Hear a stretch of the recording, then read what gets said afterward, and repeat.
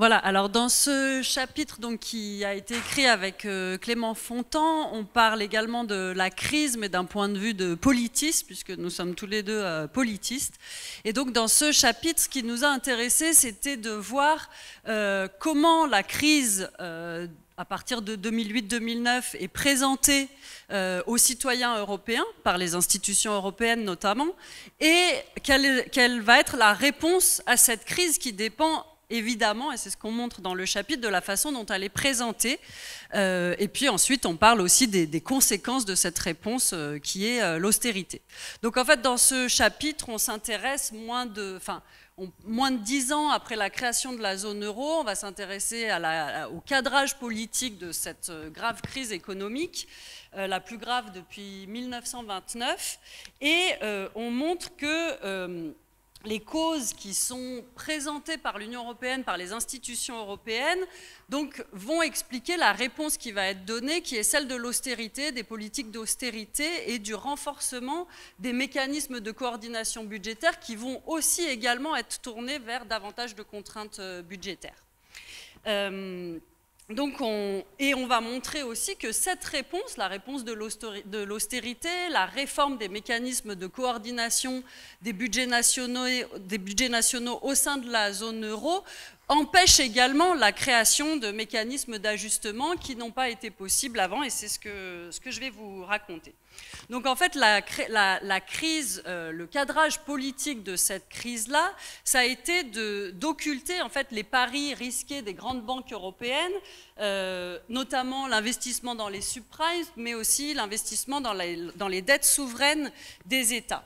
Et ça a été de mettre l'accent aussi sur le comportement irresponsable des pays périphériques de l'Union européenne et notamment de la Grèce. Et c'est pourquoi, en cadrant les problèmes économiques de cette manière, on a pu ensuite demander à la Grèce et à d'autres pays périphériques de renforcer les politiques d'austérité et de renforcer le contrôle budgétaire sur leurs économies. Et en fait, ça a créé de nouvelles difficultés dont on parle aussi dans le chapitre sous le sous-titre du prix de l'austérité dans ce chapitre-là. Donc, en fait, l'austérité, finalement, elle a été mise en place dans les différents pays, et notamment dans les pays qui ont subi la coordination avec la Troïka, dont je vais reparler ensuite. Ces politiques d'austérité ont été mises en place pour que les pays puissent refinancer leurs dettes et ainsi pour protéger aussi les grandes banques européennes et éviter une nouvelle recapitalisation du système bancaire qui avait déjà été faite et qui n'a pas suffi au début de la crise. Donc on part dans une première partie sur l'asymétrie de la zone euro, qui n'est pas une zone monétaire optimale dans le sens où en fait il n'y a pas d'ajustement possible en cas de choc asymétrique qui sont prévus dans la coordination des politiques notamment budgétaires des États. On a vu aussi durant toute cette période l'hétérogénéité des cycles économiques dans les différents pays et donc le fait que d'avoir un taux d'intérêt qui était défini par la Banque centrale européenne n'a pas permis, en fait, n'a pas convenu à tous ces pays-là dans cette période-là. Donc en fait, on montre que dans une zone monétaire qui n'est pas optimale, on a besoin de mettre en place des mécanismes d'ajustement fiscal, d'ajustement social qui n'ont pas été mis en place ou qui ont été insuffisamment mis en place en fait durant cette période. Et s'ils n'ont pas été mis en place, ces mécanismes d'ajustement ou de solidarité ou de réaction à une conjoncture économique particulière pour l'ensemble des pays ou pour certains pays de la zone, c'est principalement parce que les pays créditeurs, donc qui participent le plus au budget, au fonctionnement des économies européennes, notamment l'Allemagne et les Pays-Bas, n'ont pas souhaité mettre en place ces mécanismes de redistribution fiscale notamment et de solidarité entre les États parce que ces pays n'ont pas voulu prendre les risques que des pays périphériques, que la Grèce, l'Espagne, l'Italie, dans une certaine mesure même la France, ne dépensent plus que ce que ces pays produisaient. Et donc, en fait, ce qui a été choisi, c'est d'éviter une intégration budgétaire et surtout d'éviter une intégration fiscale avec une convergence et une harmonisation des politiques fiscales qui soient importantes. Mais en parallèle, donc en fait, la libre circulation des travailleurs, des entreprises, des capitaux, la libre circulation associée à la libre concurrence, à ce qu'on appelle au niveau européen la concurrence libre et non faussée, a conduit aussi à des situations de dumping fiscal entre les États. C'est-à-dire qu'il y a des États qui ont largement profité de leur politique fiscale, qui ont attiré des entreprises et qui ont ainsi attiré des capitaux et qui ont pu se développer économiquement en s'appuyant en fait sur les déséquilibres des pays de la zone euro. Et on rajoute à ça le contexte d'un budget européen qui représente presque rien du tout du produit intérieur brut de l'Union européenne, puisque le budget européen représente à peu près 1% de la richesse européenne. Donc si on rajoute à ça l'incapacité de l'Union européenne de participer à des mécanismes de relance, à des mécanismes d'ajustement ou à des mécanismes de redistribution et de distribution, on tombe dans un contexte où en fait la concurrence libre et non faussée et l'intégration financière va largement prendre le pas sur l'intégration des économies européennes. Et donc ce qu'on montre aussi, c'est la persistance de l'hétérogénéité des économies européennes et la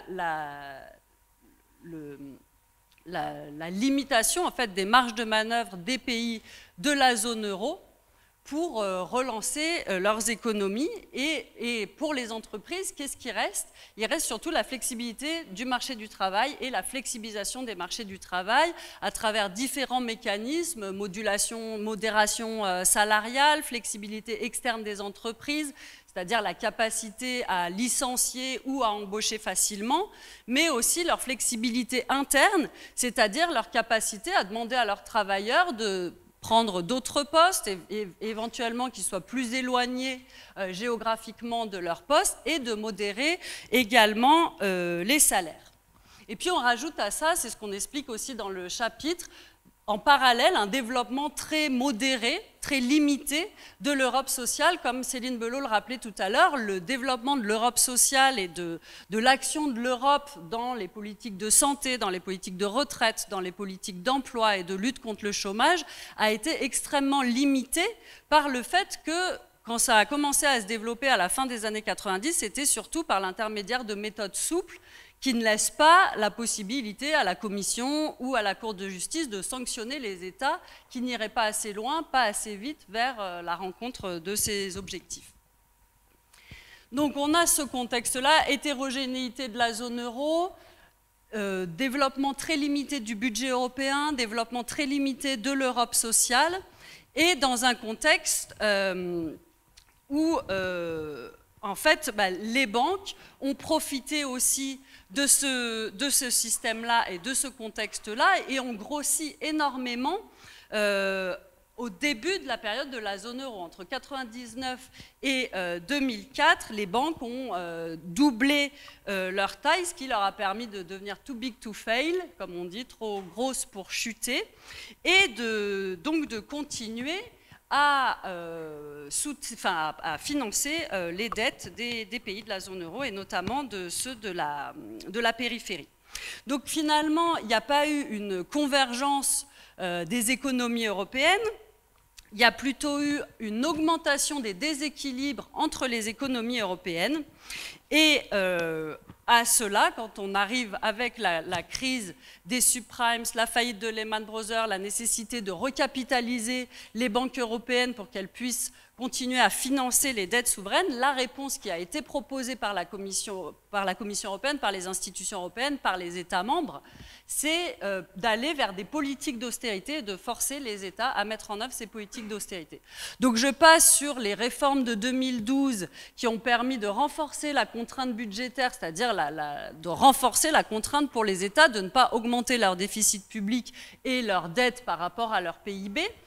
Et on a mis en place donc, au niveau européen la Troïka, qui était formée du Fonds monétaire international, de la Banque centrale européenne et de la Commission européenne, pour négocier avec les États en difficulté, notamment ceux de la périphérie de l'Europe, des plans qu'on a appelés plans de sauvetage, mais qui sont en fait des prêts sous conditions, et sous des conditions qui sont définies de manière très stricte dans les différents pays. On connaît le cas de la Grèce, mais je pourrais parler aussi de celui du Portugal, qui est un petit peu différent, puisque au Portugal, contrairement à la Grèce, les autorités portugaises ont négocié aussi avec la Troïka en amont de ce prêt financier des réformes que la Troïka au départ ne demandait même pas, mais que certains acteurs politiques voulaient mettre en place depuis les années 90, notamment sur une proposition de taxe sociale unique, par exemple, donc qui était assez inégalitaire et injuste socialement, qu'ils ont réussi à faire rentrer dans le plan de la Troïka, alors que celle-ci ne la demandait pas. Donc tout ça pour dire qu'en fait l'austérité dont je parle et la réponse de l'austérité à la crise, ce n'est pas seulement les institutions européennes, c'est aussi les gouvernements des États membres et dans certains cas même les gouvernements des pays qui ont été contraints par la Troïka de faire des réformes structurelles en l'échange de prêts qui leur permettaient de refinancer leurs dettes. Donc ensuite dans le chapitre, mais je passe très rapidement là-dessus, on fait un petit peu le point du prix de l'austérité dans différents pays, de la contrainte la plus souple, disons la France, à la contrainte la plus forte, la Grèce. On ne voit pas beaucoup de pays, on n'a pas le temps de développer beaucoup de pays, mais on parle du prix de l'austérité en France, au Portugal et en Grèce. On montre que bon, dans le cas français, la France a été assez préservée de la crise, notamment par une consommation qui s'est plutôt maintenue et par son commerce extérieur. Et on montre aussi que les jeunes ont été particulièrement les victimes de la crise et qu'il y a des mesures conjoncturelles qui ont été faites pour répondre à cette situation d'intégration sur les marchés du travail des jeunes. Voilà, donc ça c'était le prix de la crise et pour sortir de ça, on finit donc le chapitre avec quelques propositions dont on ne sait pas quelle est la faisabilité vraiment de ces solutions. Enfin, en tout cas, ce n'est pas qu'on ne sait pas, mais on n'est pas forcément d'accord entre nous. On a parlé déjà précédemment de l'établissement d'une assemblée de la zone euro, qui serait un préalable nécessaire, par exemple, pour mettre en place un budget particulier pour la zone euro qui permettrait de redistribuer.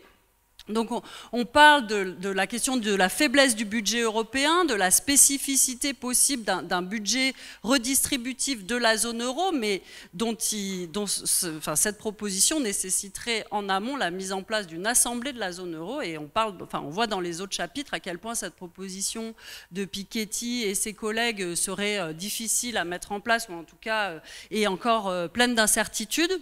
Une autre piste de proposition qui a été renouvelée en fait ces dernières années avec la crise, c'est la mise en place d'un système européen d'assurance chômage qui pourrait prendre plusieurs formes. Donc on explique que les deux grandes formes que ce système pourrait prendre, soit un fonds qui reverserait de l'argent aux États directement, soit un fonds européen qui reverserait directement une indemnisation directement aux individus, cette solution étant un peu plus éloignée pour l'instant de la réalité politique et des ambitions politiques des différents acteurs.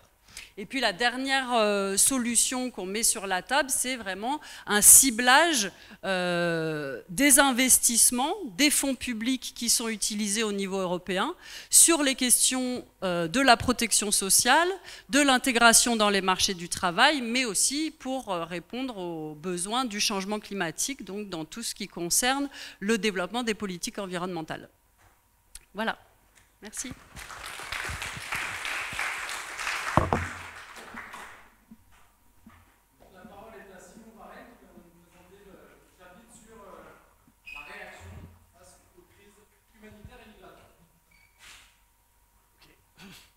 Bonjour, du coup je vais vous présenter quelques idées du chapitre que j'ai écrit avec Clara Heger qui s'intitule donc « Pourquoi l'UE semble incapable de faire face à la crise des migrants ?» Alors d'abord, de quoi parle-t-on? En 2015, c'est plus d'1 million de personnes qui ont franchi les frontières extérieures de l'Union européenne, principalement via la Grèce, les Balkans, puis la Hongrie, et également via les côtes italiennes. Pour autant, il s'agit d'une crise qui est limitée dans le temps, ce qu'on ne dit pas très souvent, mais en 2018, on parle de 150 000 personnes environ qui ont franchi les frontières de l'UE. Ensuite, il s'agit sans conteste d'une crise humanitaire majeure.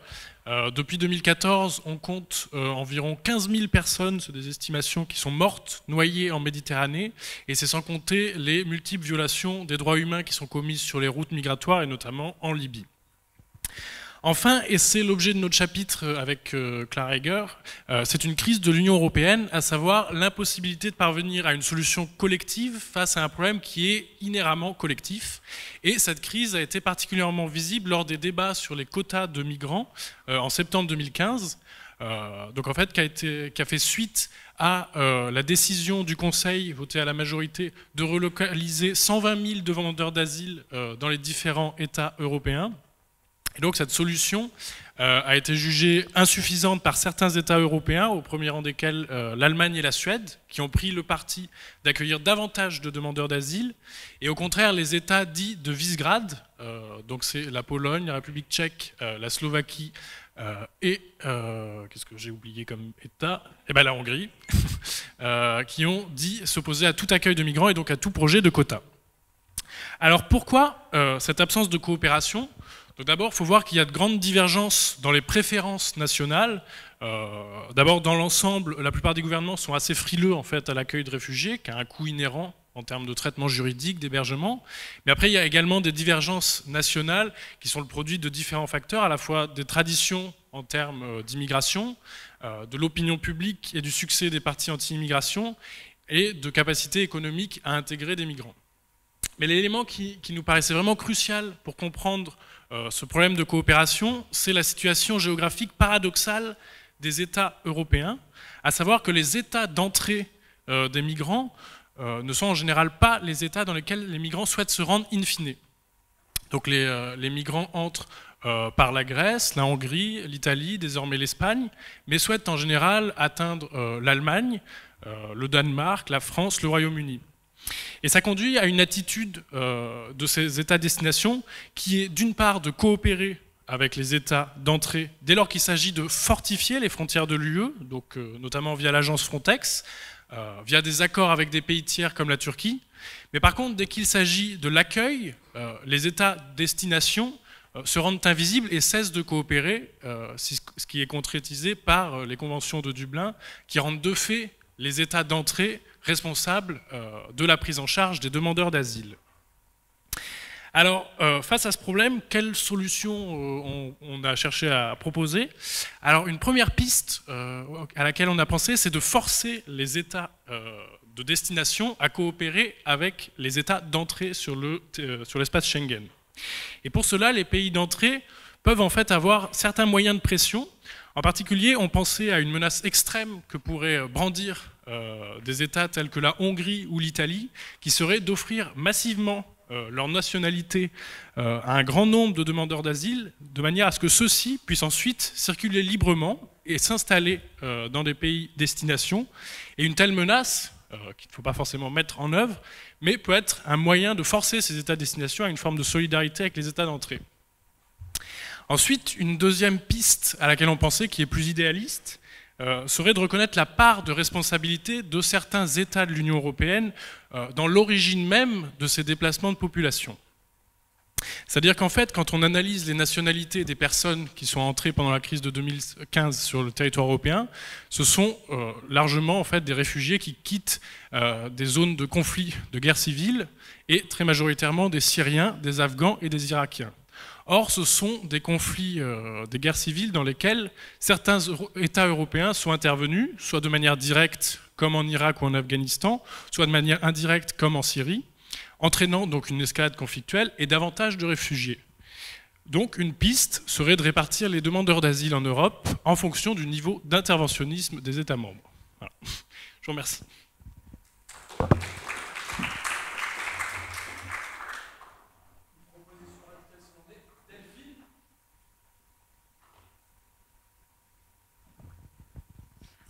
Alors, moi, je vais vous présenter également quelques points que je vais tirer du chapitre que j'ai coécrit avec Fabien Terpan et dans lequel on se pose la question de savoir si finalement l'Union européenne a vraiment une place dans les relations internationales, si c'est une puissance, et si oui, quel type de puissance? Alors en l'occurrence, c'est assez drôle parce que cette dimension internationale de l'Union, c'est au fond la moins connue, pour une première raison simple, c'est la plus éloignée de nous, citoyens, mais c'est aussi une dimension qui est assez peu médiatisée. Et je suis à peu près sûre que si je fais un petit quiz, et on va le faire maintenant, et que je vous demande de me citer une mission ou une action internationale de l'Union européenne, en fait, peu d'entre vous sont capables de m'en citer une. Est-ce que quelqu'un pourrait me citer une action internationale de l'Union au sens large, et si on veut être plus précis, une mission civile ou militaire de l'Union européenne? Oui, mais vous m'avez eu en cours, donc ça compte pas. Atalante, oui, qui est la plus médiatisée. Pour le reste, en réalité, l'Union européenne a actuellement en cours 16 missions civiles et militaires, dont à peu près personne, sauf les quelques spécialistes comme moi, connaissent l'existence. Alors ça, c'est d'autant plus étrange, cette méconnaissance et cette faiblesse de médiatisation, que c'est une dimension qui est pourtant assez plébiscitée par le citoyen européen. Quand on regarde un peu les eurobaromètres, y compris les récents, il y en a eu un spécial après le Brexit qui a été dédié à l'action internationale de l'Union, en particulier sa défense, et on se rend compte que 75% des citoyens européens, en moyenne, sont pour une action internationale de l'Union qui soit plus affirmée. Donc ça montre bien qu'il y a quand même un intérêt. Alors cette dimension internationale et cette place de l'Union dans les relations internationales, elle est pourtant fondamentale, et elle l'est en réalité depuis les traités de Rome, par les aspects économiques et commerciaux, mais elle est devenue d'autant plus fondamentale aujourd'hui qu'on voit bien que de plus en plus de puissances émergentes sont en train de monter, que ce soit la Chine ou l'Inde notamment. D'autres puissances réémergent, la Russie, et on voit bien également que d'un autre côté, des anciennes puissances comme les États-Unis, qui ont longtemps été des alliés de l'Union européenne, nous envoient des signaux un petit peu mélangés depuis l'élection de Donald Trump à la Maison-Blanche. Donc cette dimension, on voit bien qu'elle est en train de monter de façon assez large. Alors ce qu'on a essayé de faire dans ce chapitre, c'est de faire une synthèse en fait, de ce que fait l'Union dans les relations internationales. Et on s'est rendu compte que quand on essaye de caractériser la puissance de l'Union européenne, en fait c'est très difficile parce qu'il n'y a pas une seule réponse. C'est pour ça qu'on a utilisé un terme qui me semble pas trop mal trouvé finalement, le terme de puissance en pointillé, pour bien rendre compte de la difficulté de l'Union européenne à être puissante sur tous les plans et dans tous les domaines. Alors, dans le domaine économique et commercial, et notamment dans le domaine de la politique commerciale, en fait, l'Union européenne existe à l'international depuis les années 50, avec un grand nombre d'accords avec des pays tiers. Et il y a un exemple qui est particulièrement emblématique du rôle de l'Union dans ce domaine-là, c'est la guerre de la banane, qui a eu lieu pendant une vingtaine d'années, qui s'est finalement résolue en 2012, si je me souviens bien. En dehors de cet aspect-là, l'Union européenne développe aussi de façon un petit peu plus récente une politique étrangère commune. Donc ça commence par un peu de concertation dans les années 70. Ça va surtout se concrétiser à partir du traité de Maastricht en réalité, et à partir d'un traumatisme, la guerre des Balkans, qui voit les Européens se désunir complètement, alors même que là, la guerre est à leur porte. Suite à ce traumatisme, on va compléter cette politique étrangère européenne par une dimension défense, qui est une dimension qui est redevenue très médiatique, avec la proposition de notre président de créer une armée européenne, alors qui est une proposition qui pour l'instant et surtout tient beaucoup du slogan politique, mais qui est très sérieusement étudiée par un certain nombre d'experts. Alors, ce qu'on a essayé de montrer par la suite dans le chapitre, c'est d'essayer d'évaluer si cette puissance européenne est efficace. Et là, en l'occurrence, c'est sans doute là que la réponse est la plus difficile, puisque sur certains dossiers, oui, c'est efficace. Le meilleur exemple qu'on peut prendre, c'est le dossier du nucléaire iranien, où là, l'Europe a réussi à avancer en ordre groupé et a réussi à imposer finalement un accord sur le nucléaire iranien et essaye coûte que coûte de faire tenir cet accord, même depuis la sortie des États-Unis de cet accord. On a malheureusement beaucoup d'autres exemples qui nous montrent au contraire la désunion des Européens sur les grands dossiers stratégiques internationaux. Le premier exemple qui vient en tête, c'est la guerre en Irak 2003, qui voit vraiment une scission très profonde entre pays européens. Et l'autre exemple qu'on pourrait citer, c'est la Libye en 2011, et puis un exemple encore plus actuel, la Syrie, sur laquelle les Européens ont beaucoup de mal à se mettre d'accord, au fond, sur leurs intérêts. Alors pour essayer justement de donner quelques pistes de réflexion, essayer d'améliorer cet état de fait, cette puissance en pointillé, on a formulé en fait trois types de propositions, en se disant que d'abord, un des problèmes qui se pose à l'action extérieure de l'Union, c'est un problème de cohérence qui est encore assez largement manquant.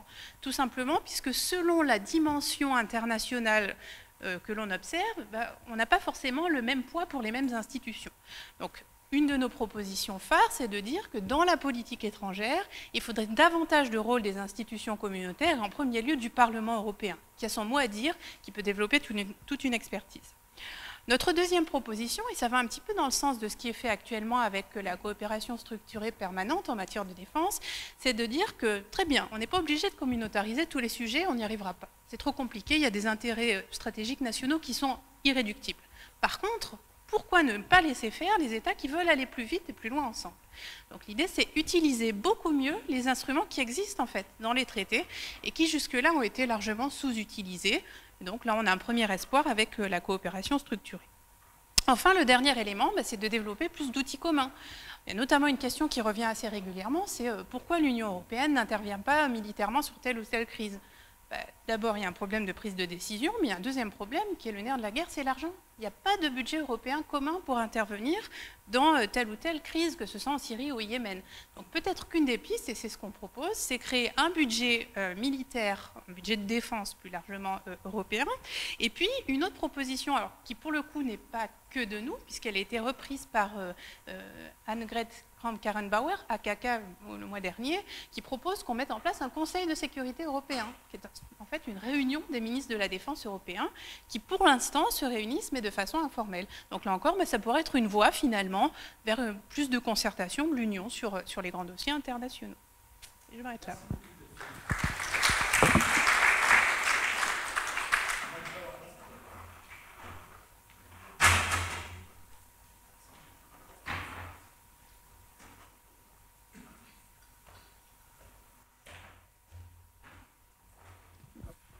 Bonjour à tous. Alors il a été rappelé en début de la série d'interventions le climat de défiance croissant qu'il y a vis-à-vis des institutions européennes, vis-à-vis parfois du projet européen lui-même. Alors il y a évidemment, on peut citer en exemple la montée de formations eurosceptiques en Europe même, ainsi que un événement tel que le Brexit. Mais ce que je vais vous proposer ici, c'est de décentrer le propos et de voir si dans son voisinage proche, l'Europe garde une certaine attractivité ou si au contraire, là aussi, l'attractivité du projet européen s'en est trouvée réduite. Quelques éléments de rappel. Alors, si on prend le cas du voisinage proche de l'UE, si on prend par exemple le cas turc, on peut souligner une coopération assez forte entre la Turquie et l'espace européen, on peut même dire l'ensemble du bloc occidental depuis la fin de la Seconde Guerre mondiale. Alors il est vrai que depuis le tournant autoritaire pris par le régime AKP vers 2011-2013, on peut souligner un ralentissement du processus de rapprochement avec l'Europe, mais il n'en demeure pas moins que Ankara et Bruxelles restent partenaires sur de nombreux enjeux communs. Un autre exemple qui est beaucoup plus méconnu, qu'on peut citer néanmoins, c'est la tentative qu'avait fait Hassan II en juin 1984 lors du sommet européen de Fontainebleau de déposer une candidature du Maroc à la communauté économique européenne. Cette candidature avait ensuite été refusée par les partenaires européens, mais ça en dit long sur l'attractivité qu'il y avait du projet européen également de l'autre côté de la Méditerranée. Et on peut également citer comment dire, le maintien d'une certaine popularité du projet européen dans les Balkans, que l'on songe par exemple à la dynamique d'adhésion qui continue. En effet, 4 États sont toujours officiellement candidats à l'adhésion à l'Union européenne et 2 autres sont potentiellement candidats, sans compter les nombreuses missions menées par l'Union européenne dans la sphère balkanique. Toutefois, les différents éléments que je viens de mentionner témoignent plutôt, comment dire, relèvent une europhilie de la part des élites de ces États-là, en l'occurrence de la part des élites turques, maghrébines, balkaniques. Qu'en est-il au niveau des opinions publiques locales? Alors, je me suis appuyé ici sur les données issues de l'Arabarometer, les données collectées en 2016-2017, et je me suis appuyé également, pour ce qui est des pays balkaniques et de la Turquie, des données collectées par l'Eurobaromètre en novembre 2017. Que peut-on relever? Alors, tout d'abord, lorsqu'on s'intéresse aux opinions publiques des pays arabes du bassin méditerranéen, ce qu'on relève, c'est lorsqu'on interroge ces populations-là sur est-ce que vous jugez que l'UE a un rôle positif sur l'état de la démocratisation de vos pays respectifs, le bilan est assez partagé. On a en gros 29% des interrogés qui disent ça c'est ni positif ni négatif, 29% c'est positif, 29% c'est négatif, avec des spécificités nationales assez fortes. Par exemple, les Marocains et les Tunisiens sont les plus positifs en matière d'évaluation du bilan démocratisant de l'UE, alors que les Algériens et les Égyptiens sont les plus critiques. Qu'en est-il par rapport à l'économie ? Lorsqu'on demande aux populations locales si elles souhaitent, comment voient-elles l'avenir des relations économiques avec l'UE et dans quel sens souhaitent-elles les voir orientées, on remarque qu'à peu près un peu plus de 50% de l'ensemble des populations concernées sont favorables à un approfondissement des liens économiques avec l'Union européenne. Donc là, on a un bilan on a plutôt une photographie qui est un peu plus nette que dans le cas de la démocratie. L'aspiration à un rapprochement économique avec l'UE est beaucoup plus nette. Mais là aussi, on retrouve des spécificités nationales, c'est-à-dire que là encore, les Marocains et les Tunisiens sont les plus favorables à cet approfondissement des relations économiques avec l'UE, tandis que les Algériens et les Égyptiens sont les plus critiques. Maintenant, on va passer du côté des opinions publiques balkaniques et turques. Alors, lorsqu'on demande aux opinions publiques dans les pays des Balkans et en Turquie que signifie l'Europe pour eux, ce qui revient essentiellement comme item, c'est la liberté de circulation et la prospérité économique. Et ce qui unissent les Serbes et les Turcs, c'est l'idée d'avoir une voix plus forte dans le monde. On pourrait parler donc d'une certaine manière d'une aspiration à une Europe puissance de la part des opinions publiques turques et serbes. En revanche, si on s'intéresse à l'attachement même vis-à-vis de l'UE, on arrive là à des résultats un peu plus contrastés. C'est-à-dire que, par exemple, en Macédoine et en Albanie, et pourtant l'Albanie est très europhile lorsqu'on regarde les données de l'Eurobaromètre, on arrive à peu près 50% seulement d'attachement à l'UE, ce qui est pas exceptionnel, mais lorsqu'on regarde du côté des opinions publiques serbes et turques, on voit que ça tombe à 19-20%. Donc, en gros, il y aurait une certaine europhilie mitigée, on peut dire, de la part de ces populations-là, une europhilie qui serait motivée, on va dire, par un argumentaire d'ordre économique essentiellement, une volonté de rapprochement pour des raisons essentiellement économiques.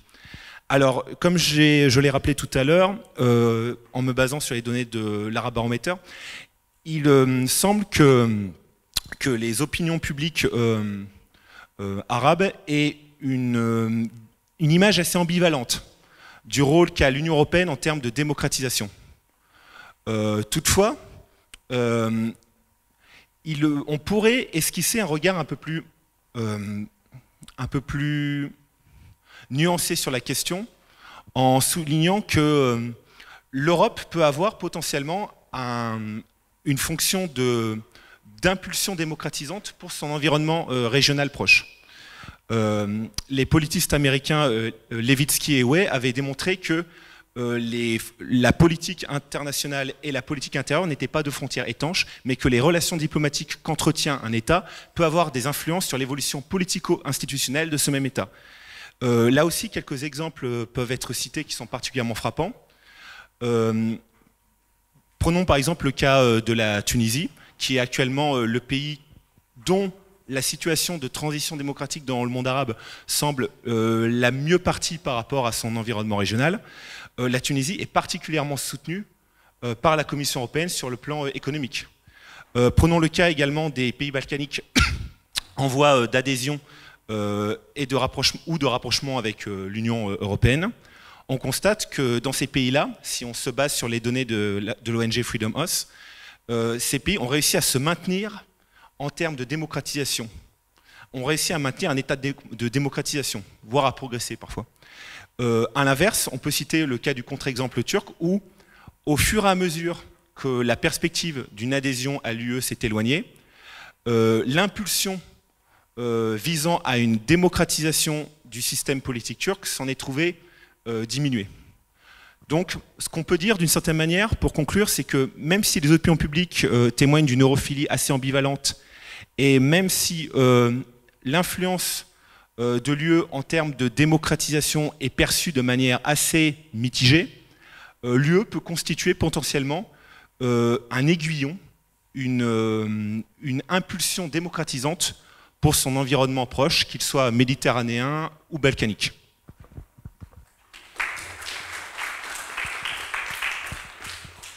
Merci beaucoup Max Valentin. On passe à une dernière présentation de Tristan Guérat. J'espère qu'on aura quand même un peu de temps pour les questions. Tout ça finira plus tard que ce qu'on avait prévu, mais c'est pas très grave parce qu'on a un peu de temps de latence.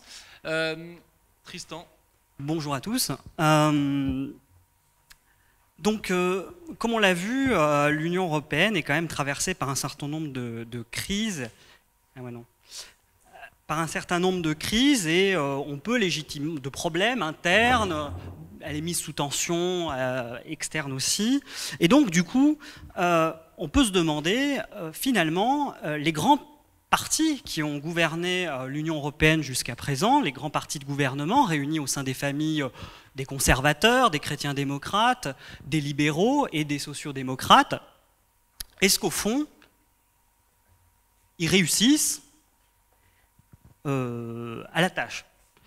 Et un certain nombre de citoyens, un nombre toujours plus croissant de citoyens, répond par la négative en choisissant, lors des élections européennes, de porter leur voix vers des formations qui sont critiques à l'égard du projet européen. Ces formations, elles sont très diverses. Certaines sont eurosceptiques, d'autres sont des europhiles insatisfaits quelque part. Et donc, il y a une grande variété des oppositions à l'Union européenne. On peut les rassembler dans trois grandes familles. La première famille, c'est celle des eurosceptiques plutôt durs, où les partis qui en sont membres veulent plutôt, finalement, refusent l'intégration européenne, parce qu'ils estiment que l'Union européenne va contre les marges de manœuvre des gouvernements nationaux et empiète largement sur eux leur souveraineté. Donc ils insistent beaucoup sur la souveraineté nationale, sur le nécessaire rétablissement de la souveraineté nationale, un peu pour des motifs ethno-culturels quand même. Et donc on retrouve dans cette grande famille d'eurosceptiques hardcore, si je puis dire, des groupes des europartis en fait, des groupes à l'intérieur du Parlement européen qui viennent de l'EFD, donc du mouvement 5 étoiles en Italie, de l'UKIP en Angleterre, un autre groupe qui est composé lui plutôt des droites radicales, donc qui est le Rassemblement national en France, le Parti de la liberté aux Pays-Bas, la Ligue du Nord en Italie. Donc ça, c'est un premier groupe d'eurosceptiques. Puis ensuite, il y a des eurosceptiques un peu plus modérés qu'on va trouver et qui, eux, insistent plus sur la nécessité d'avoir avant tout une Union européenne qui reste au niveau de la coopération intergouvernementale. Et là, on va trouver, malgré tout, des partis politiques différents, de droite, par exemple, où là, on va insister sur la nécessité de conserver une Europe des États-nations, et où on va insister sur la mauvaise gestion des flux migratoires. Et puis, une variante plutôt à gauche, où on va insister, là, cette fois-ci, sur une Europe néolibérale, l'Europe des marchés, qu'on souhaiterait corriger. Alors les groupes sont évidemment plus variés, on trouve des groupes de droite, ceux des conservateurs britanniques par exemple jusqu'à présent, mais aussi à gauche des groupes, ceux de la GUE, donc là, qui rassemblent plutôt des partis de gauche radicale, notamment par exemple la France Insoumise en France, mais d'autres partis aussi qui ont leur équivalent et qui se sont développés de plus en plus depuis 2014 dans la périphérie plutôt sud de la zone euro. Enfin plutôt de l'Union européenne, mais aussi de la zone euro. Il y a aussi toute une gamme de gens qui proposent une autre Europe, mais là, cette fois-ci sur un autre thème, et qui sont des europhiles insatisfaits. Leur position, c'est qu'au contraire, il faut approfondir cette Europe et la faire évoluer vers un modèle plus fédéral. Et là, cette fois-ci, on va retrouver principalement les familles écologistes et des régionalistes de gauche, par exemple, qui ont enregistré un certain nombre de petites percées électorales. J'y reviendrai. Alors, les élections européennes, pour ces partis critiques à l'égard du projet européen actuel, ça représente incontestablement quand même une opportunité. Pourquoi? Parce qu'on sait quand même que les partis challengers, donc ils challengent les partis de gouvernement dans les systèmes politiques nationaux, ben, ils se servent du mode de scrutin à la proportionnelle de ces élections, de leur caractère, ce qu'on appelle en sciences politiques, de second rang, pour finalement avoir des positions plus tranchées que les grands partis de gouvernement, qui finalement ne s'opposent pas tellement sur cet enjeu européen. Et donc là, ça va leur permettre de se différencier au niveau national et ainsi de capturer des électorats auxquels les grands partis de gouvernement un peu tournent le dos. Et en fait, si on fait un historique, les premières percées de ces partis challengers, et notamment de la droite radicale, va se faire, en France en tout cas, à l'occasion de ces élections européennes, mais aussi les écologistes vont performer un peu plus lors de ce type de scrutin. Et donc pour la gauche, la droite radicale et pour les partis critiques à l'égard du projet européen, les élections européennes sont un tremplin.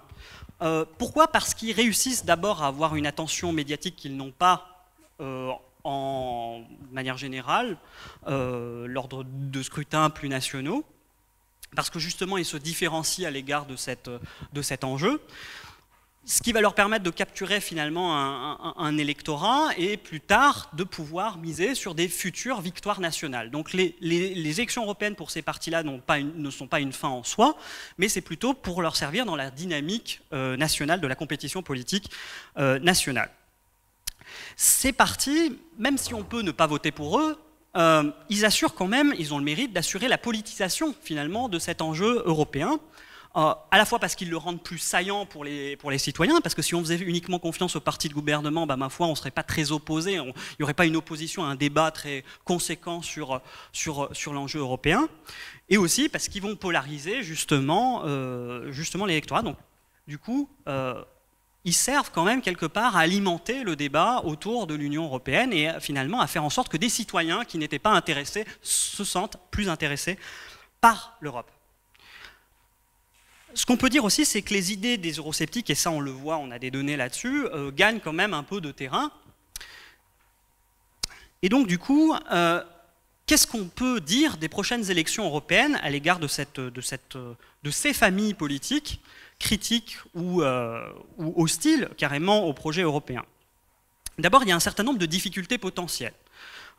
Suite au Brexit, et là c'est numérique, la baisse numérique des sièges souverainistes, et notamment de ceux de l'UKIP en Grande-Bretagne, va faire un peu baisser, on peut s'attendre à ce que ça baisse leur représentativité au Parlement européen. Et puis ensuite, on a des travaux qui montrent qu'il y a une baisse générale quand même de l'euroscepticisme dans les pays européens suite au Brexit. Parce que les gens voient que ça se passe mal, parce que quelque part ils relativisent leur situation. On a des travaux qui montrent que les opinions eurosceptiques ont tendance à plutôt diminuer. Mais il y a quand même un contexte derrière globalement favorable. D'abord, la première force eurosceptique ou eurocritique, c'est quand même celle des droites radicales et populistes qui, elles, sont en ascension en Italie, en France, en Allemagne. Et donc là, ça va renforcer leur groupe au Parlement européen. Ensuite, il y a une espèce d'opposition, alors c'est peut-être plus dans le cas français, mais en tout cas, de mise en scène d'une opposition entre finalement des europhiles libéraux versus des oppositions qui seraient forcément populistes et radicales. Donc ça peut quand même aussi résumer les grandes tensions et les grands projets à cette alternative un peu binaire. Ça peut aussi dynamiser quand même ces partis et ces forces électorales. Et ensuite, la victoire des écologistes, par exemple, lors de quelques élections régionales en Allemagne, invite aussi à penser que ces partis peuvent gagner des... Alors, je vous ai mis une projection qui vaut ce qu'elle vaut, mais qui est assurée parce qu'on agrège les sondages dans les différents pays européens, ce qui nous permet de prédire ou d'avoir une idée de ce que pourrait être la répartition en sièges du futur Parlement européen. Et comme c'est des élections législatives proportionnelles, ça marche assez bien. Et ce qu'on voit, c'est qu'on va enregistrer probablement une poussée des partis de la droite radicale aux prochaines élections européennes. et une baisse substantielle des partis de gouvernement. Du coup, les partis qui proposent une autre Europe vont être quand même de plus en plus importants. En tout cas, les voix qu'envoient les citoyens par l'intermédiaire des votes pour ces partis doivent être, à mon avis, de plus en plus entendues par les partis de gouvernement qui dirigent et qui gouverneront sans doute encore l'Union européenne.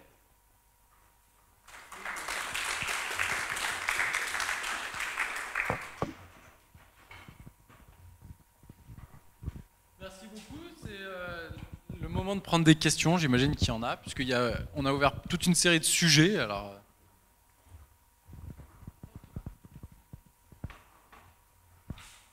Oui,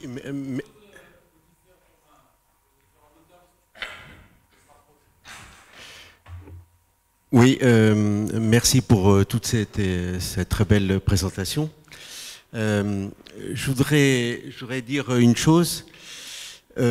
Jamais un État ne peut être fort que contre l'adversité. C'est-à-dire que si, par exemple, on a vu là quelque chose quand même qui est absolument incroyable, l'Angleterre qui a essayé par tous les moyens, par exemple, d'attirer d'autres États hors de l'Europe, n'a pas réussi. Et il y a eu un bloc.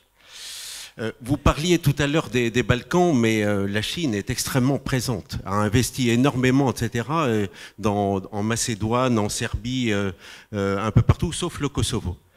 Mais je crois qu'il ne peut y avoir d'État, enfin d'Europe, que contre un ennemi. L'aspect, par exemple, de l'Europe contre par exemple, la rencontre de l'Europe avec la Chine, à l'heure actuelle, ça peut provoquer peut-être un sentiment, je dirais, européen assez fort. C'est ça que je veux dire. Bon, la Russie qui intervient du côté de la Hongrie, etc., et de la Pologne, bon, c'est aussi... mais s'il y a un sentiment commun de l'Europe, ça peut, l'histoire a montré que ça peut être effectivement bénéfique pour l'État en lui-même. Merci. Alors là, je pense qu'on va prendre une série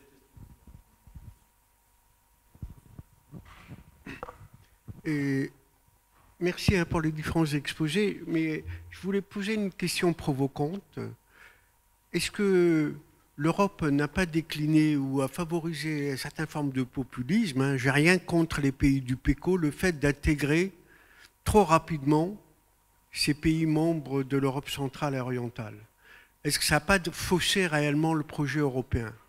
Parce qu'on voit quand même globalement, me semble-t-il, que le populisme un peu nationaliste vient de ces pays parce qu'ils ont déjà refusé l'intégration dans le système soviétique, qu'il valait ce qu'il valait, mais en même temps leur intégration dans le modèle européen n'est pas une preuve évidente, quoi.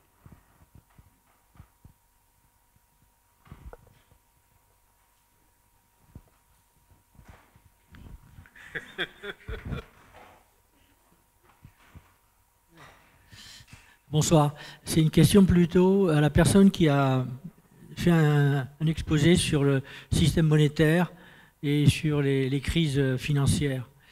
Et en même temps, ce que vous dites là me fait penser à autre chose, c'est que peut-être que l'Europe pourrait se relancer en prenant très au sérieux la question du changement climatique et des investissements massifs qu'il va falloir opérer dans les 10-15 années qui viennent. Alors, si mes souvenirs sont exacts, au moment de la crise des subprimes en 2008-2009, pour éviter l'explosion du système bancaire, la Banque centrale a créé, je ne sais pas si c'est 2000 milliards d'euros, quelque chose comme ça, enfin des sommes astronomiques qu'elle a injectées dans, je dirais, dans le système bancaire des différentes banques. Voilà. Aujourd'hui, c'était une crise majeure. Est-ce qu'on ne peut pas aujourd'hui considérer que la question climatique devient une crise majeure et que l'Europe pourrait en fait procéder, enfin, de la même façon, en créant de la monnaie et pour des investissements qui seraient, je dirais, sanctuarisés, c'est-à-dire qui ne rentreraient pas dans, je dirais, le calcul du déficit budgétaire. C'est-à-dire que le déficit budgétaire, il est là pour une économie courante. disons, on le considère comme étant un élément de régulation de l'économie courante. La question des investissements en direction de l'atténuation du changement climatique, c'est quelque chose qui sort du courant, qui est tout à fait extraordinaire. Donc là, il y a un problème qui me paraît important, et d'autant plus qu'on parle aujourd'hui de créer une banque du climat. C'est une idée de la Routteroux et Jouzel qui ont lancé ça, qui a été repris par la liste de LRM, qui dans son programme parle de créer une banque du climat. Mais cette banque du climat, avec quels fonds va-t-elle fonctionner? C'est ces questions-là, à mon avis, qui sont très importantes. Et si l'Europe prenait cette voie-là, en fait, elle deviendrait beaucoup plus attractive qu'elle ne l'est à l'égard à la fois, je dirais, des pays périphériques, mais aussi à l'égard de la population, je pense en particulier aux revendications des Gilets jaunes.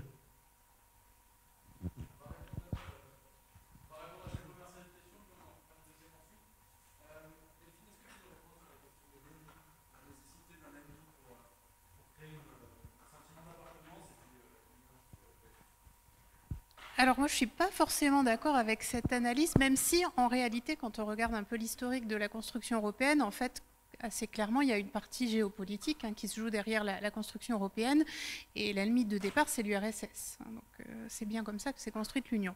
Je pense qu'aujourd'hui, plutôt que d'un ennemi, c'est la menace, en fait, qui peut permettre à l'Union européenne de se rassembler. J'aime pas trop l'idée d'ennemi, mais je pense que, par contre, pour le coup, l'idée de menace, c'est un stimulus qui est assez intéressant.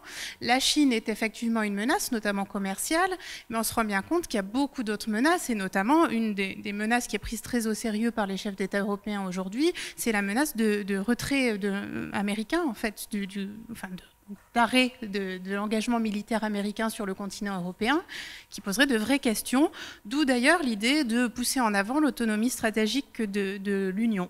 Mais du coup, je préfère dire que c'est davantage face à la menace que les Européens peuvent peut-être trouver moyen de s'unir.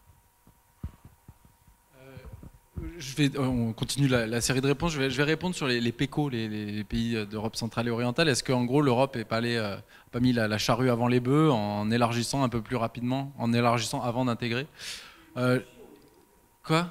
Et la Russie, ouais. Alors c'est une question, je pense, d'ailleurs je suis même pas sûr qu'en fait on ait tous la même position à l'intérieur du groupe des auteurs, on n'en a pas spécialement discuté, d'une part parce qu'en fait il est trop tard d'une certaine manière, on va pas te dire maintenant on fait marche arrière totale, vous n'êtes plus membre de l'Union Européenne, ce serait complètement absurde d'un point de vue historique. Après il y a un article assez intéressant, un chapitre intéressant, Fabien n'était pas là pour le présenter, sur l'intégration différenciée, puisqu'effectivement on est quand même face à, ce qui est certain, c'est que l'intégration des pays d'Europe centrale et orientale a accru la diversité, a accru la divergence économique, de valeurs, Fred l'a montré, en termes d'économie, en termes de salaire minimum, en termes de je sais pas, même droits de l'homme. On voit bien ce qui se passe là autour du mariage homo en Pologne et des droits des migrants et des minorités en Hongrie. On voit bien qu'il y a un rapport à l'état de droit qui n'est pas tout à fait le même. Après, je pense que historiquement, c'était un choix de l'Union européenne important et presque, je dirais, logique et nécessaire dans une période où en fait ces pays-là le demandaient et avaient besoin d'un espèce d'appui géopolitique. Mais c'est vrai que politiquement, enfin en tout cas pour accroître l'intégration, c'est difficile. Et donc maintenant, une des solutions potentielles, mais là pareil, on n'est pas tous d'accord, c'est l'idée de se concentrer l'intégration à certains pays qui souhaitent se concentrer leur intégration, quitte à avoir une Europe à plusieurs vitesses d'une certaine manière. C'est ce qu'on appelle l'intégration différenciée, qui serait potentiellement une solution, parce qu'il est clair qu'aujourd'hui, une partie des avancées potentielles de l'intégration sont freinées par les pays d'Europe de l'Est. Ça, c'est par certains pays d'Europe de l'Est. Il y en a qui sont très en avance et d'autres qui, au contraire, freinent l'intégration. Je passe la place à Louis pour la réponse sur la question des... Merci beaucoup. Je vais répondre, je vais dire un petit mot sur cette question des PECO, parce que cette expérience des PECO m'intéresse. J'ai eu l'occasion à plusieurs reprises d'aller en Pologne et en Slovaquie. Ce que j'ai observé, c'est que, d'abord, il faut distinguer dans les PECO qui font partie du système monétaire, comme par exemple la République slovaque, de la République tchèque qui n'en fait pas partie. L'un fait partie de la zone euro, et pas l'autre. Si on regarde les trajectoires économiques de ces pays, ces deux pays ont convergé, c'est-à-dire en termes de richesse, ça s'est considérablement accru, c'est-à-dire que leurs taux de croissance sont particulièrement forts depuis leur intégration dans l'Union européenne. Tant en ce qui concerne la Slovaquie, qui fait partie de la zone euro, que la République tchèque, qui n'en fait pas partie. Donc ça, c'est une première observation, c'est donc le rattrapage. Ce rattrapage est un processus engagé. La contrepartie, évidemment, c'est qu'il bénéficie de larges transferts. Le FEDER contribue très largement, il y a des financements très importants qui contribuent à cette intégration. Après, l'avis qu'on en aura va différer, mais en tout cas, c'est un processus qu'on peut observer, incontestablement. Deuxième élément sur la question que vous posiez, monsieur. Effectivement, donc vous avez rappelé que suite à la crise de 2008, il y a eu des injections considérables de liquidités, pour les raisons qu'on a déjà évoquées. C'est clair, et ceci a permis de débloquer la situation. Ça a permis de faire fonctionner les canaux qui étaient complètement bloqués. Vous faites le parallèle, c'est intéressant, avec la situation du climat, avec les questions environnementales. Je ne vais pas développer considérablement là, mais je vais dire simplement une chose, c'est que vous devez savoir, comme moi, que désormais, ça fonctionne, et c'est assez heureux d'ailleurs, il y a des émissions d'obligations vertes. Ça, c'est intéressant, parce que ça signifie qu'il existe, on a mis en place des mécanismes de financement qui vont dans ce sens-là. C'est-à-dire que des entreprises qui ont un comportement plutôt environnemental peuvent émettre et peuvent bénéficier de financement. Voilà. Merci beaucoup. Et je rappelle qu'une des propositions qui était faite, Hélène Kohn l'a présentée, c'était de conditionnaliser l'aide éventuelle à des investissements climatiques ou sociaux. Et d'ailleurs, c'est un sujet qui est quand même vraiment sur le sommet de l'agenda en ce moment, notamment du côté américain, avec l'idée d'un Green New Deal, et qui est encore proposé dans le cadre européen. Merci. Moi, j'avais aussi une question pour vous. Donc, vous avez bien présenté ce que faisait la BCE et les banques nationales. Est-ce que vous pouvez dire quelque chose du comportement de la Banque fédérale des États-Unis et les banques des différentes structures qui la soutiennent, puisque ces deux, le poids économique est un peu équivalent, l'Europe et les États-Unis, et savoir comment la Réserve fédérale s'est comportée pendant la période que vous avez évoquée. Est-ce qu'il y a d'autres questions? On va faire une deuxième série.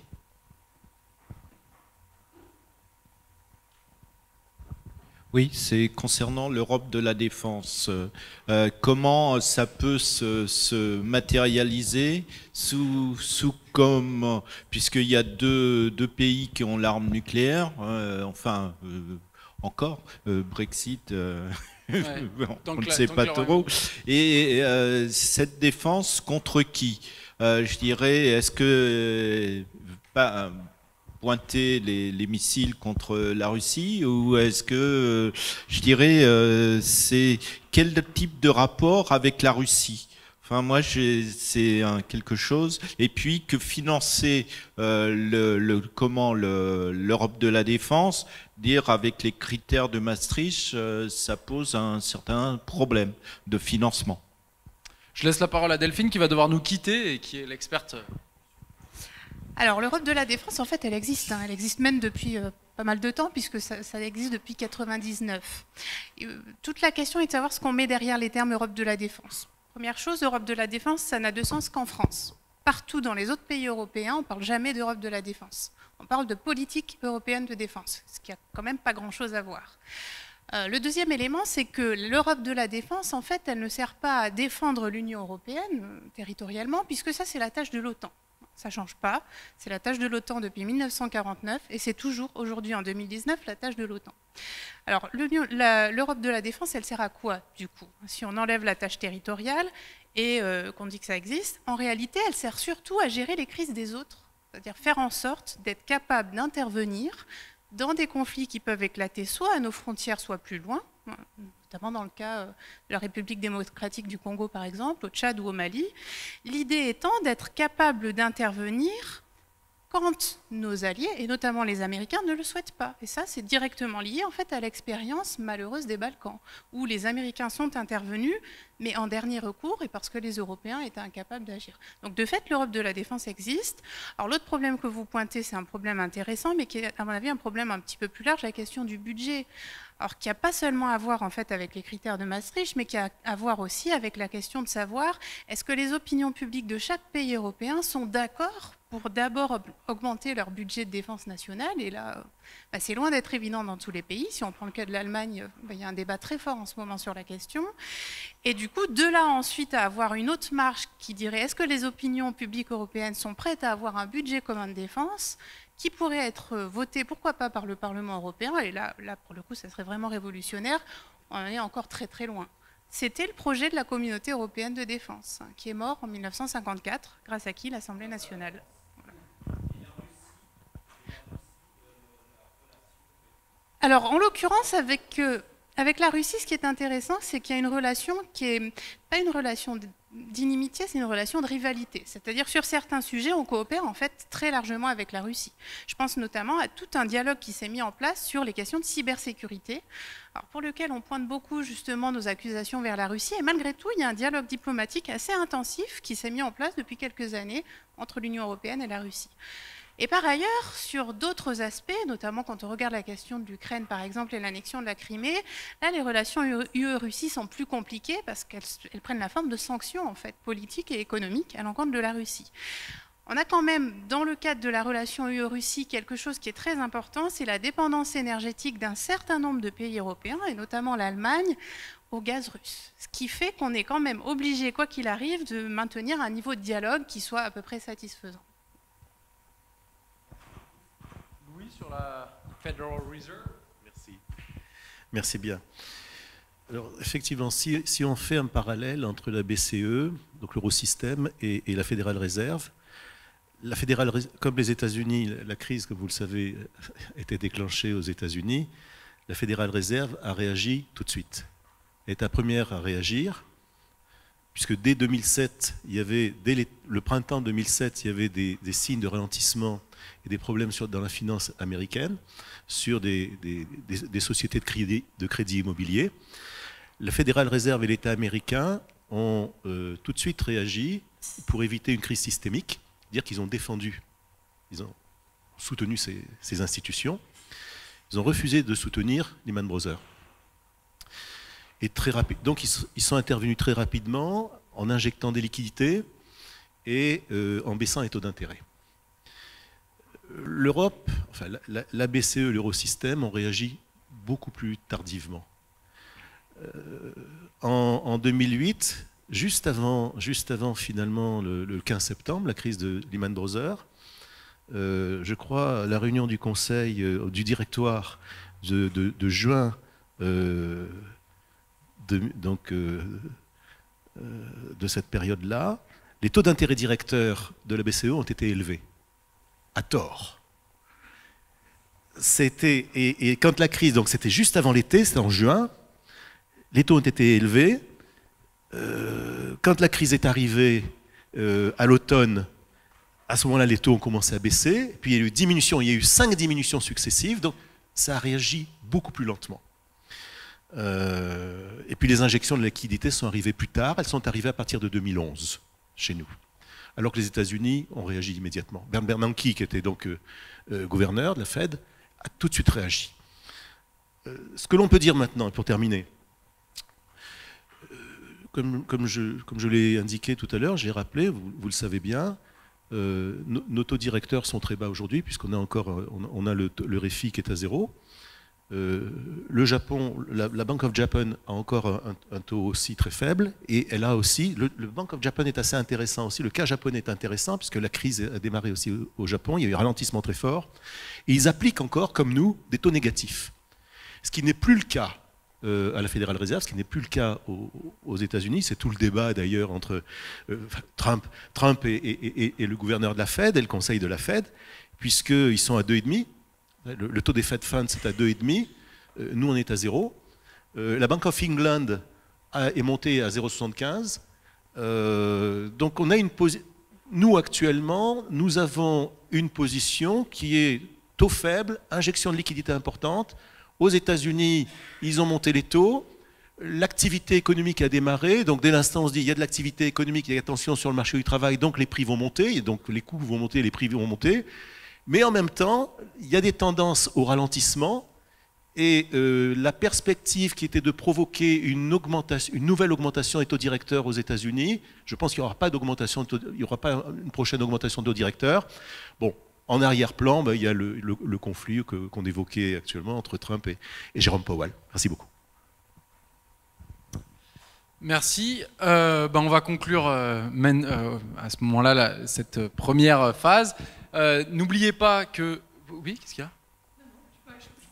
Vas-y, je t'en prie. Alors juste une chose pour répondre, je ne sais plus qui est la personne qui a parlé du romantisme dans les valeurs. Alors je ne sais pas si c'est parce que vous êtes à... Comment? Alors je ne sais pas si c'est parce que c'était votre amour de la littérature européenne et donc vous pensiez par exemple à des auteurs un auteur comme Henry James qui a écrit un beau livre sur les Européens. En tout cas, nous, on a voulu chercher s'il existait des fictions sur l'Europe. Et on a été très étonnés alors très étonnés, non pas si étonnés que ça, mais en cherchant bien, on en trouve très peu. Donc ça veut dire que l'Europe, d'une certaine manière, elle a beaucoup de mal à rentrer dans notre imaginaire et dans l'imaginaire de ceux qui écrivent des romans. Alors on a trouvé un petit point positif, c'est qu'il y a 2 romans qui sont sortis en 3 mois sur l'Europe ces derniers temps. Un roman un petit peu oui, qu'on pourrait dire un murder mystery, un roman en français, un polar, oui, voilà, un polar sur l'Europe. Qui commence par un meurtre au Parlement européen, qui vient de sortir, et un autre roman qui est plus burlesque, qui est sorti aussi et qui se passe autour des questions européennes. Donc on se dit que il se passe quand même quelque chose d'intéressant. Alors, si vous voulez prolonger ce type de questionnement, alors il y a à la fois des expositions dans les couloirs alors je ne sais pas si tu allais le dire, mais il y a aussi des expositions au centre de documentation où vous retrouverez, il faut monter à l'étage, il faut continuer ce couloir, monter à l'étage, où vous trouverez justement ces romans, mais aussi quelques bandes dessinées qui sont sorties sur l'Europe ces derniers temps, et puis des ouvrages plus traditionnels, plus académiques, dont des auteurs que vous avez vus aussi aujourd'hui, mais aussi d'autres auteurs un peu partout en Europe. Et voilà, je voulais répondre là-dessus. Et pas, si vous êtes encore là, vous pouvez vous avez largement de quoi vous occuper, d'autant qu'il y aura un petit buffet après. À 20h, le débat entre candidats et eurodéputés qui vient faire la deuxième partie de Sauver l'Europe, cette fois avec ceux qui pourront peut-être siéger au Parlement européen, ou en tout cas vont chercher à l'être, et un débat qui posera en partie les questions qu'on a posées ici pour voir quelles sont les réponses que proposent les responsables politiques. Merci beaucoup. Et dernier point, si vous vouliez en savoir plus sur l'ouvrage, il est aussi en vente par la librairie de Citre au bout du couloir de ce côté-là. Merci à tous d'avoir été présents jusque-là.